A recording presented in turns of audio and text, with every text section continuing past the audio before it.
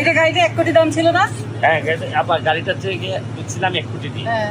আর আজকে এটা বিক্রি করে দিচ্ছি। কেন? কারণ হচ্ছে কি আপা ওই যে 82 লাখ টাকা দাম হয়েছে এটা। হ্যাঁ।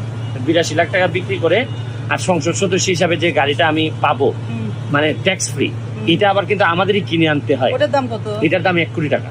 তা এটা আমার কত বেচবেন? 82 লাখ মানে আমার আরো 18 লাখ টাকা আমার এটা আরো মানে ভরতে হবে। ওই 18 লাখ কই পাবেন আপনি এই এত 18 লাখ টাকা? না, আমি চিন্তা করছি যে আমার ব্যাংক করছে লোন দিবে।